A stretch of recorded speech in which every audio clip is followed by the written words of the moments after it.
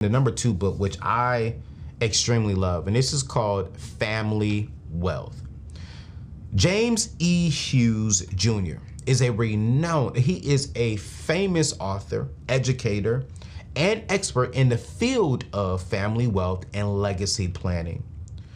I highly recommend this book because he is highly recognized for his work in helping affluent families navigate the complexities of wealth management, succession planning, and preserving family legacies across generations.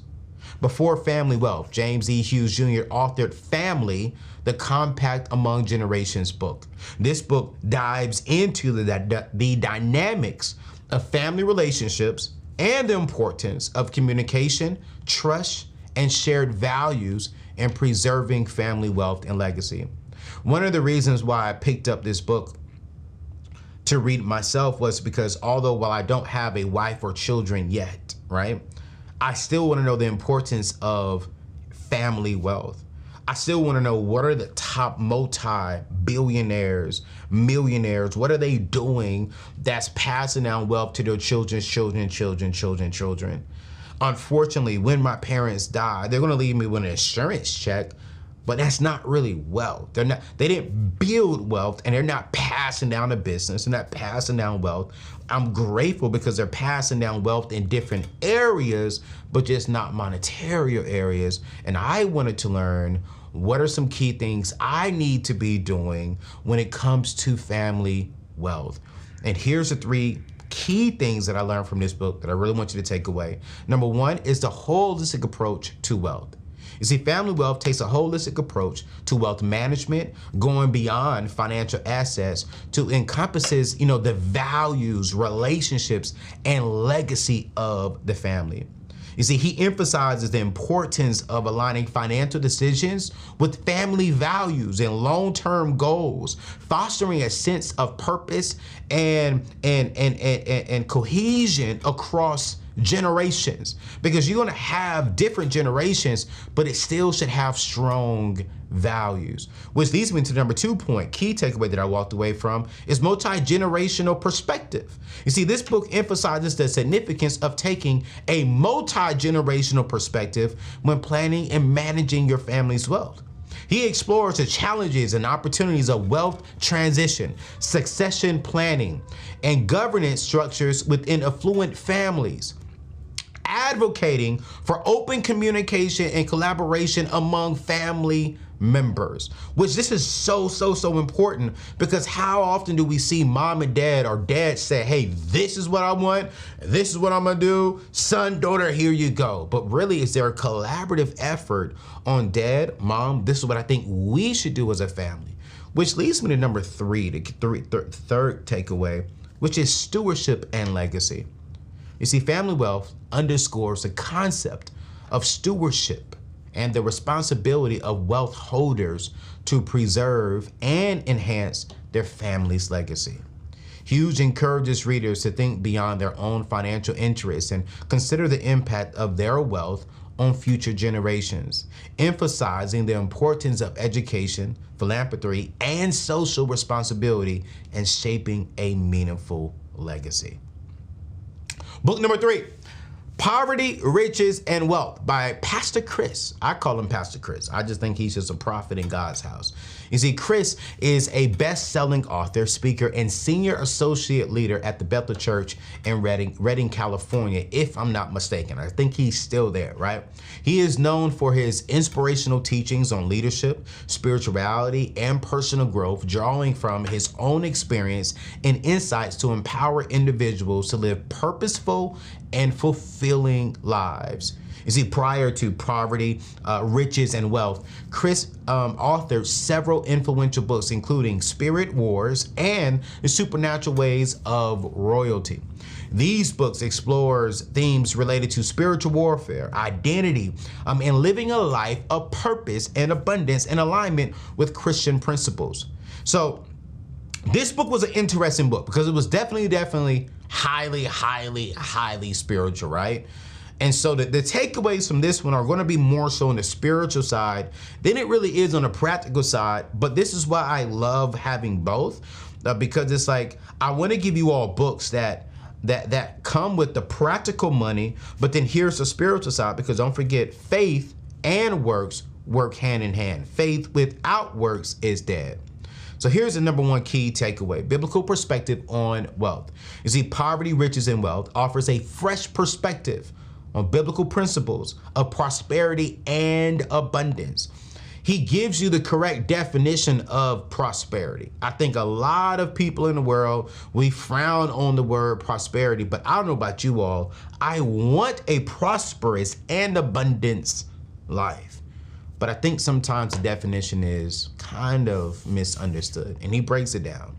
You see, Chris challenges conventional views on wealth and poverty, emphasizing the importance of aligning one's mindset and actions with God's intention for prosperity and provision.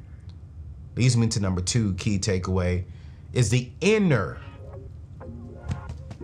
inside transformation. What's going on, family? I want to thank my friends over at BetterHelp for sponsoring today's show. But before we get into today's discussion, let's take a moment to talk about something very important to me. You know, we all carry around different stress, big and small. And when we keep them bottled up, it can start to affect us negatively. That's why therapy is so crucial to me and even to my team here at the Neatness Network. It's a safe space to get things off of your chest and figure out how to work through whatever's weighing you down. Now, if you benefited from therapy, you know exactly what I'm talking about. It's a game changer. But even if you haven't personally experienced it, the benefits are undeniable. I promise you this much. Therapy helps us learn positive coping skills, how to set boundaries, and ultimately it empowers us to be the best version of ourselves. And you know what? It's not just for those who've experienced major trauma. It's for everyone looking for life truly to be amazing. So, if you're thinking about starting therapy, why not give BetterHelp a try? It's 100% online, designed to be convenient, flexible, and suitable to your schedule. Plus, getting started is easy. Just fill out a brief questionnaire and you'll be matched with a licensed therapist. And here's the best part: you can switch your therapist anytime for no additional charge. Before we get to today's show, I want you to get some things off of your chest with BetterHelp.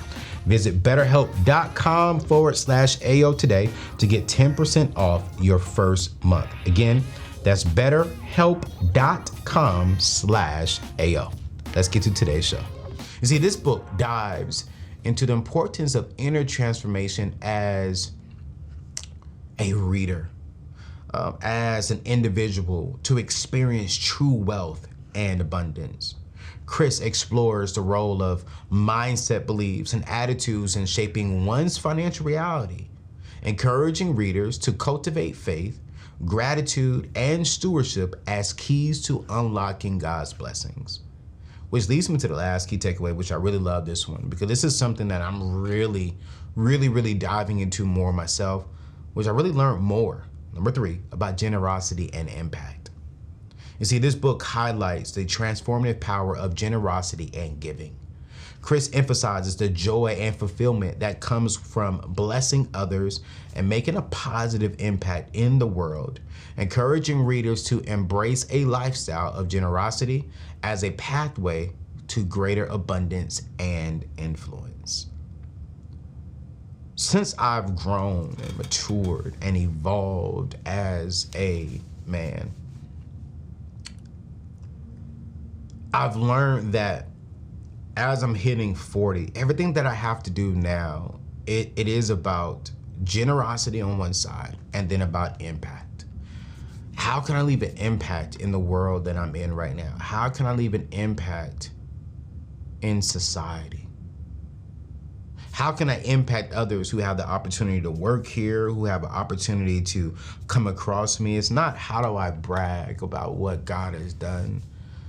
It's about, no, how do I be generous? How can I be a blessing? We recently just had a bomb, not a bomb, but one of our bridges collapse. I found some families who, unfortunately, 8,000 jobs were lost because of that. I found 5 families and gave each one of them $5,000 because a lot of them are not getting paid. Their jobs are put on hold because the port is closed. I recently bought a Bentley, and that was fun. But being able to wire $5,000 to 5 different families, $25,000, that is a feeling that trumps buying a car, buying jewelry, buying things, because my company is being generous and we're making an impact.